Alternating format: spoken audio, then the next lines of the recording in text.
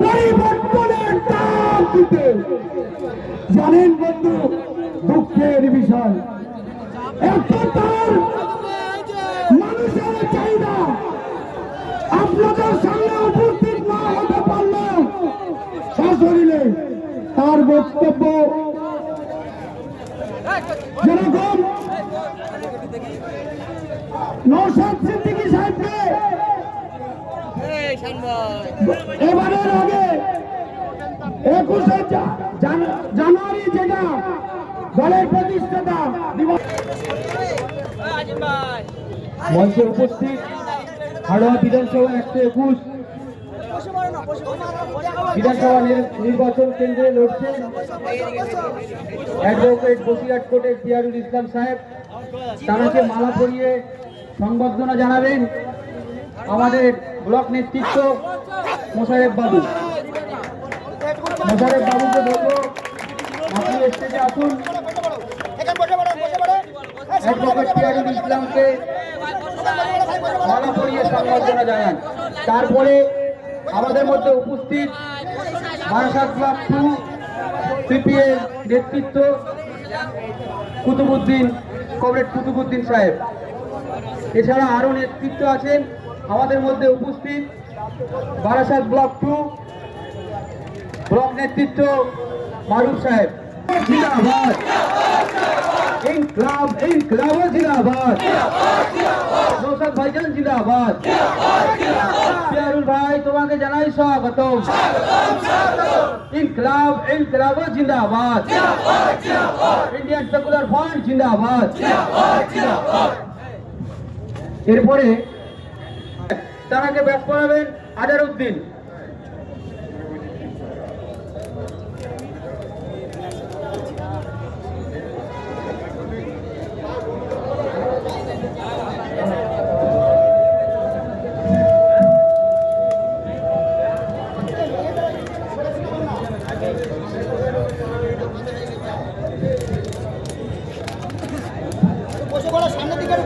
আমাদের নির্বাচনীয় কাজ শুরু হবে।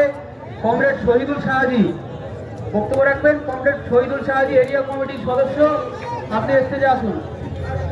আমাদের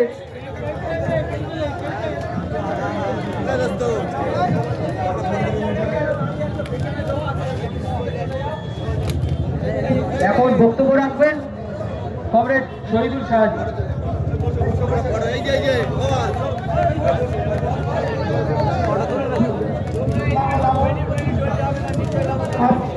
আচ্ছা শোনেন, মঞ্চে একটু ক্লিয়ার করে দেন। আজকের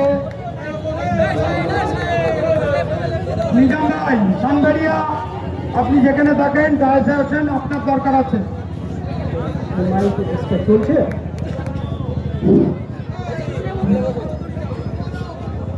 কংগ্রেস ও বন্ধুগণ, জোট বাম আইএসএফ জোটের নেতৃত্ববৃন্দ এবং এই সভায় আপনারা যারা এসছেন, আপনাদের সবাইকে আমি সংগ্রামী অভিনন্দন জানাচ্ছি। আপনারা আমাদের স্টেজে আমাদের প্রার্থী পিয়ারুল ইসলাম উপস্থিত আছেন। এখনো যারা এদিক ওদিক ঘোরাঘুরি করছেন চলে আসুন, আমাদের সবার কাজ শুরু হয়েছে।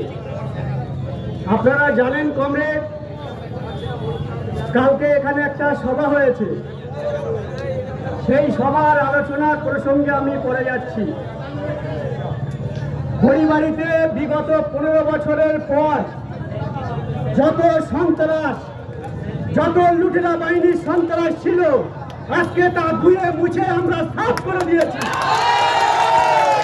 অনেক সহ্য করেছি আমরা বাড়ি ছাড়া হয়েছি, আমাদের মা বোনদের একজোট ভুলিত হয়েছে। এই মাটিতে আমরা একটা পতাকা লাগাতে পারিনি, আমাদের পার্টির পোস্টার লাগাতে পারিনি। আমরা আমাদের বর্ষিয়ান নেতা কমরেড মহাদেব ঘোষ এখানে উপস্থিত আছেন। এই 15 বছর আমরা বহু অত্যাচারের সাক্ষী, আপনারা সেটাও জানেন। কিন্তু অত্যাচার শেষ কথা বলে না।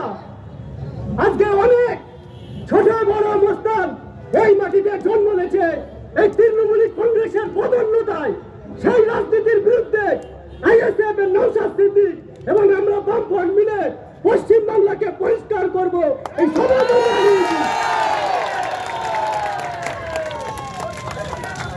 যখন পঞ্চায়েত ভোট আসে তখন বলে এই ভোটটা করো না, বিধানসভায় গিয়ে করবে। যখন বিধানসভার ভোট আসে তখন বলে পঞ্চায়েতের ভোটে গিয়ে করবে। অনেক ছলা কলা করেছো, পশ্চিম বাংলাকে মরুভূমিতে পরিণত করেছো তোমরা। বিজেপির ভয় দেখাচ্ছ, যা বিজেপি তাই তৃণমূল। আমরা কি বোকা নাকি? তোমরা একবার চাই, বারবার না। আপনারা 21 সালে বিজেপির ভয় দেখছেন, এই রাজ্যের মুসলিমদের ভোট দিয়েছেন। আমাদের মা বোনেরা, আমাদের বাপ দাদা সবাই মিলে আমাদেরকে, আমরা যারা যুবক, আমাদেরকে ঠেকিয়েছিল যে বাবা একটু থেমে যা, বিজেপিটা তৃণমূল রুখবে বলছে, ওরা রুখেনি। আমরা থেমে গিয়েছিলাম। আমরা 21 সালের ভোটে বিধানসভা নির্বাচনে বলেছিলাম ঠিক আছে, আপনারা বলছেন রুখবেন, আমরা আমাদের সব শক্তি দিয়ে সেই ভোটে কাজ করিনি। কিন্তু আপনারা বিজেপিকে রুখেছেন, কোথায় রুখেছেন? 2014 সালে নরেন্দ্র মোদী ক্ষমতায় এসছে, আর আপনি 2011 সালে এসছেন। যেসব মুসলমানদের এখনো বোকা বানাচ্ছে, আমাদের কথাগুলো আমরা তাদের শুনতে বলবো। 2011 সালে মমতা ব্যানার্জি এসছে, 14 সালে নরেন্দ্র মোদী, 14 সালে রাজ্যে লাফিয়ে ভোট বেড়ে গেল বিজেপির 17%। তারপর 2016 সাল আমরা এই বিপদ ছাড়িয়ে আমাদের পার্টি বুঝতে পেরেছিল যে যদি এই হাইনার দল বিজেপিকে জায়গা করে দেবো, অলরেডি শুরু করেছে, যদি তাকে রুখতে না পারি তাহলে পশ্চিম বাংলার সর্বনাশ হয়ে যাবে। তাই আমাদের পার্টি সেদিন সমস্ত কংগ্রেস এবং আরো বিভিন্ন রাজনৈতিক দলের সঙ্গে জোট করে আমরা বিজেপিকে ঊর্ধ্বমুখীটা সেবার 16 সালে রুখতে পেরেছিলাম। কিন্তু আবার যখন 16 সালে আমরা পরাজিত হলাম, তখন আবার শুরু করলো এবং বিজেপির যত তৃণমূল যতবার জিতছে, বিজেপির ভোটের পার্সেন্টেজ, বিজেপির সিট তত বাড়ছে। আপনারা কি বলেন, বাড়ছে না বাড়ছে না? তাহলে বিজেপিকে কে রুখছে? কখন রুখবে বিজেপিকে? কবে? 2026 সাল দেখতে দেখতে তারা আবার নাকি স্বপ্ন দেখছে, বিজেপির ভয় দেখাচ্ছে বিজেপি যদি চলে আসে। আরে মশাই, বিজেপি চলে আসার পরে বিজেপি যে কাজ না করতো, যে কাজ করতে সরাসরি বাধা পেত, আপনি সেই কাজ মুসলমানের দরদি সেজে সেকেন্ডে সেকেন্ডে করে দিচ্ছেন। এসআইআর কে করলো? আপনারা জানেন সারা ভারতবর্ষে 12টা রাজ্যে এসআইআর হয়েছে একসঙ্গে। কোন রাজ্যে লজিক্যাল ডিসক্রিপেন্সির নাম নেই। কোন রাজ্যেই হয়রানি হয়নি, আমাদের রাজ্যে কেন হলো? আমরা কৈফিয়ত নেব না? আমরা কৈফিয়ত চাই। কতদিন আমাদের মা বোনেদের ডিভিশন কেন দেখাচ্ছ? আর আমরা তাদের সন্তান এই মাটিতে সন্ত্রাসের ভয়তে কতদিন চুপচাপ থাকবো? আমরা এর শেষ দেখে ছাড়বো। আমাদের রক্ত শরীরের মাংস করা অনেক হয়েছে। আমরা যারা রাজনীতিটাকে পশ্চিম বাংলায় কুলুষিত করেছো, আপনারা বিজেপির ভয় দেখাবেন না। বিজেপি কি জিনিস তা আমরা চিনি। আমরা বামপন্থীরা আমাদের জন্মলগ্ন থেকে আরএসএস এর বিরুদ্ধে লড়াই করে অভ্যাস আমাদের আছে। বিজেপি যদি এ রাজ্যে আসে, আপনারা যেসব মুসলমান আছেন, আমরা কথা দিচ্ছি, গ্যারান্টি দিচ্ছি, কথায় কথায় মমতা ব্যানার্জি আর মোদী গ্যারান্টি দেয়। আজকের আমাদের একটা গ্যারান্টি শুনুন, আমাদের বুকের রক্ত থাকতে আমরা বিজেপিকে কোন মুসলমানের গায়ে হাত দিতে দেবো না। বিজেপি ছিল এই মাটিতে, আমরা কেরালাতে ছিলাম, কেরালাতে এখনো সরকারে আছি, বিজেপি নেই। আপনাদের বুঝতে হবে আগে, তৃণমূলের আর বলার কিচ্ছু নেই। একটাই কথা কানে কানে গিয়ে বলছে যে সেটাই হলো, খামকো আপনারা আব্বাস সিদ্দিক, নওশাদ সিদ্দিকের পার্টি করছেন, তা বিজেপি এসে যাবে না তো? আরে বাবা, বিজেপি আসবে তো আপনি কি জন্য আছেন? আপনাকে তো অনেক দেখেছি। সেই জন্য আপনাদের বুঝতে হবে বিজেপি আমাদের রাজ্যে আসার কোনো সম্ভাবনা নেই। বাম এবং আইএসএফ এর ঝড় উঠেছে, আমাদের দেশের মিডিয়া বিক্রি হয়েছে। এই মিডিয়া আমাদের সঠিক খবর সংখ্যালঘুদের সব ভাগ নাকি তৃণমূলকে দিয়ে দেবে। আরে মিডিয়াকে বলছি, আপনি সংখ্যালঘু ভোটগুলো যান, তারা শিখেছে, তাদের ছদ্মবেশী বিলেতকে তারা চিনেছে, তারা আর তৃণমূল কংগ্রেসকে ভোট দেবে। দেবেন না। আপনি পশ্চিমবাংলার 90% মুসলিম ভোট বুথে গ্রামে এবার আইএসএফ এর প্রার্থী জয়লাভ করবে। লিখে রাখুন, লিখে রাখুন, লিখে রাখুন।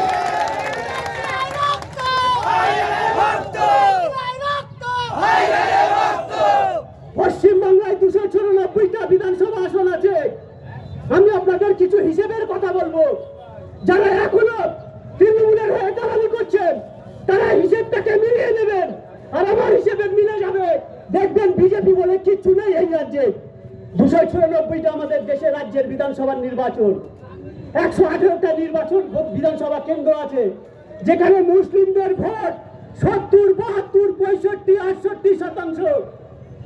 আর 34 থেকে 40টা বিধানসভা আছে যেখানে মতুয়া সম্প্রদায়ের মানুষের বসবাস। সেই মতুয়া সম্প্রদায়ের যদি 40টা হয়, যারা আগের বারে বিশ্বাস করে বিজেপিকে ভোট দিয়েছিল এসআইআর এর নামে, তাদেরকে আমাদের মতন তাদেরকেও কানিয়ে ছেড়েছে এই তৃণমূল আর বিজেপি। তাই তারাও বিজেপিকে এবার সাপোর্ট করবে না। তাহলে 118 আর 40 কত হয় আপনারা বলুন? তাহলে থাকে 136টা সিট। যদি সব জেতে তাও বিজেপি ক্ষমতায় আসতে পারবে?